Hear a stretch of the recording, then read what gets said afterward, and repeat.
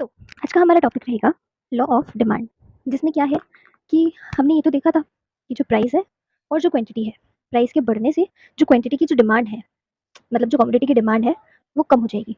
Price के घट जाने से वही डिमांड बढ़ जाएगी। ये हमने देखा था। यही चीज़ है लॉ ऑफ डिमांड। इसके साथ में एक कंडीशन क्या है, वो है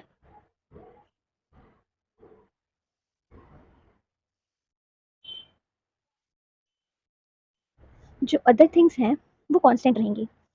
मतलब हम ऐसा मानेंगे कि जो प्राइस है सिर्फ वही घट रहा है और बढ़ रहा है, इसके अतिरिक्त, इसके अलावा बाकी चीज़ें जो है वो क्या हो रही है, कुछ भी नहीं हो रही है, वो सेम रहेंगी without any change.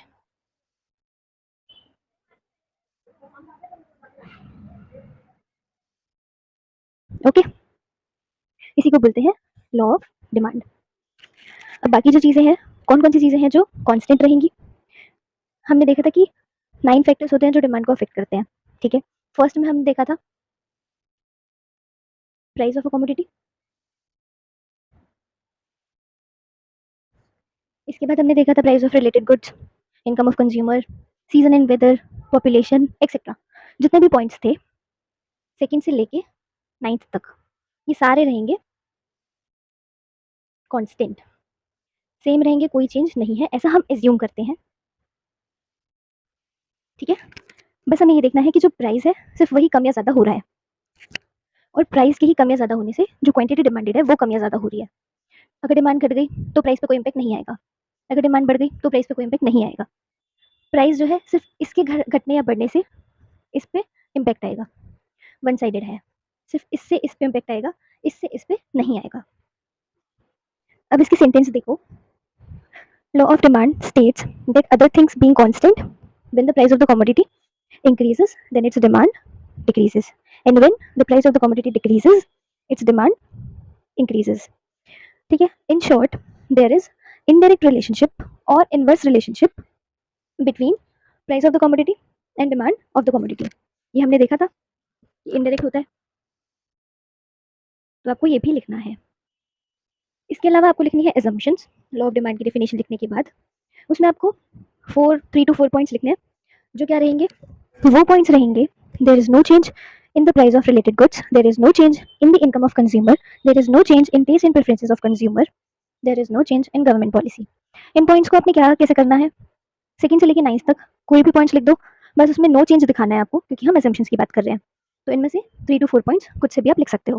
That's it. अब नेक्स्ट चीज देखेंगे, इसको शेड्यूल इन ग्राफ से देखो। अगर प्राइस 10 था तो क्वांटिटी डिमांडेड 100 थी, 5 हुआ, कम होने पे ये बढ़ गया 150, फ्रॉम 100 to 150। नाउ 10 से 15 जब हुआ ये बढ़ा तो ये घट गया फ्रॉम 100 to 50।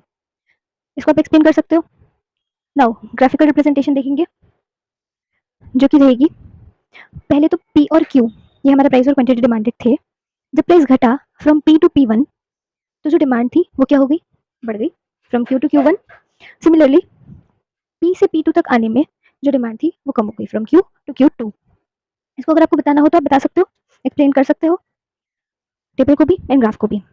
किस तरीके से, when the price OP decreases from OP to OP1, then the demand of the commodity from OQ to OQ1 increases.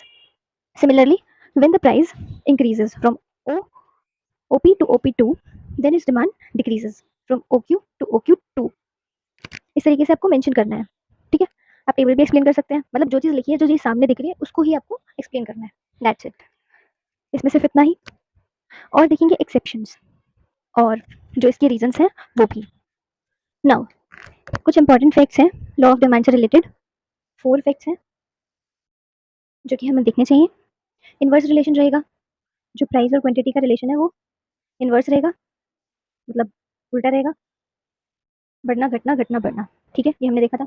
Qualitative and quantitative, qualitative है क्वांटिटेटिव है, ये क्वांटिटेटिव नहीं है, क्वालिटेटिव है, विच मीन्स कि जो प्राइस है और जो क्वांटिटी है, 5 पे अगर 100 दिख रही हैं चीज़ें, अब 4 होने पे या तो वो 80 हो जाए, सॉरी, या तो वो 120 हो जाए या 140 हो जाए, नहीं पता। अब इसका रेट बढ़ गया, ये 80 हो जाए, 60 हो जाए, कितनी कम हो नहीं पता। हमको सिर्फ इतना पता है कि अगर ये कम हो जाएगा तो ये बढ़ जाएगा, ठीक है? अगर ये बढ़ जाएगा तो ये कम हो जाएगा। कितना कम होगा ये नहीं पता। तो ये क्वालिटेटिव है, क्वांटिटेटिव नहीं है। नाउ अब 50% अगर प्राइस बढ़ा है तो ज़रूरी नहीं है कि 50% ही डिमांड बढ़ेगी, कम होगी। अगर 40% कम हुआ है तो ज़रूरी नहीं है कि 40% ही बढ़ेगी। हो सकता है 70% बढ़ जाए, हो सकता है 20% बढ़े। प्रोपोर्शनल नहीं है, इक्वली नहीं बढ़ेंगे, ना इक्वली कम होंगे। और रहेगा वन साइडेड, प्राइस मेन रहेगा। प्राइस के घटने या बढ़ने से डिमांड कम या ज़्यादा होगी, डिमांड के कम या ज़्यादा होने से प्राइस पे कोई इम्पैक्ट नहीं आएगा। सो इसलिए वन साइडेड है। So reasons for law of demand, first है law of diminishing marginal utility. इसमें क्या है कि जितना ज़्यादा वो जो कंज्यूमर्स हैं वो कुछ खरीदते जाएंगे, जो कमोडिटी है उसे खरीदते जाएंगे, उतना जो उनका सेटिस्फेक्शन लेवल है वो कम होता जाएगा। जो चीज़ों को खरीदने की उनकी इच्छा है वो कम होती जाएगी, जिससे क्या होगा, जो डिमांड है वो अल्टीमेटली कम हो जाएगी। सब्स्टिट्यूशन इफेक्ट में एक चीज़ के बदले दूसरी चीज़ मिल सकती है। एक चीज़ का रेट अगर बढ़ा है तो दूसरी का तो चीपर है ना, उसके अकॉर्डिंग तो दूसरी ले सकते हैं। इनकम इफेक्ट, अब किसी के पास पैसे हैं, खरीद सकता है। अगर प्राइस जो है वो कम हो गया, सेम इनकम पे बंदा खरीद सकता है उसका ही ज़्यादा, है ना? जैसे हमने देखा था, अगर बढ़ जाएगी इनकम तो नॉर्मल गुड ज़्यादा खरीदेगा, घट जाएगी तो इन्फीरियर ज़्यादा खरीदेगा। एडिशनल कस्टमर्स, ये थोड़ा न्यू हो गया। एडिशनल कस्टमर्स का ये मतलब है कि अगर किसी चीज़ का प्राइस कम हो गया तो जो चीज़ आप पहले नहीं खरीद रहे थे वो खरीदने लगोगे, डिमांड बढ़ जाएगी ना। और जो चीज़ पहले मतलब ज़्यादा प्राइस होने की वजह से लोग नहीं खरीदते थे और भी खरीदने लगेंगे। आपको पहले एक की ज़रूरत थी, आप दो खरीद रहे हो, जो पहले बिल्कुल ही नहीं खरीदता था वो अब खरीदने लगा है। तो एडिशनल कस्टमर्स। डिफरेंट यूजर्स, अगर किसी चीज़ का प्राइस कम हो जाए, लाइक मिल्क, उससे हम कई सारी चीज़ें बना सकते हैं। जैसे आपको घी चाहिए तो घी, पनीर चाहिए तो पनीर, अब खीर भी बनेगी या उसमें पियेंगे भी। तो डिफरेंट यूजेस हैं। कम प्राइस में मिल रही है तो क्यों नहीं लेंगे, तो वही चीज़ है। Reasons for law of demand, ये 5 पॉइंट्स हैं। बात करते हैं एक्सेप्शंस की। उसमें क्या होता है कि लॉ ऑफ डिमांड बोलता है कि अगर प्राइस बढ़ेगा तो डिमांड घटेगी, प्राइस घटेगा तो डिमांड बढ़ेगी। लेकिन एक्सेप्शंस में क्या है कि इस केस में क्या है कि प्राइस के बढ़ने से भी डिमांड बढ़ेगी, प्राइस के घटने से भी डिमांड घटेगी। तो ये है एक्सेप्शंस। इसके अंदर आते हैं ये हमारे पॉइंट्स, इनको हम समझेंगे। देखो डिफरेंट गुड्स, इसमें जैसे कि ज्वार बाजरा या फिर देखो दालें होती हैं, कितनी भी महंगी हो जाए इंसान खाना तो नहीं छोड़ेगा, भूखा तो नहीं मरेगा। तो ये ऐसे गुड्स हैं जिनकी प्राइस बढ़ जाने पे भी इनकी डिमांड कम नहीं होती, ठीक है। स्टेटस सिंबल गुड्स जैसे कि मर्सिडीज और डायमंड, जो अमीर लोग हैं वो दिखाने के लिए ही तो वो चीज़ें खरीदते हैं। अगर प्राइस बढ़ भी जाएगा तो उनको कोई फर्क नहीं पड़ेगा, वो और ज़्यादा खरीदेंगे क्योंकि वो उनको दिखाने के लिए ही तो खरीदते हैं, तो वो भी खरीदेंगे प्राइस बढ़ने पे भी। अब आता है इग्नोरेंस। इसमें क्या है कि आप मॉल वगैरह में कहीं गए, कोई चीज़ पसंद आई, उन्होंने आपको मान लो 2000 की बोल दी। अब आप वो चीज़ बाहर आके देख रहे हो तो वो आपको सस्ते में मिल रही है, आपको पता ही नहीं था उसका रेट क्या है। तो वो चीज़ इग्नोरेंस में आती है कि आपको रेट मालूम ही नहीं था और आप ज़्यादा में खरीद रहे हो।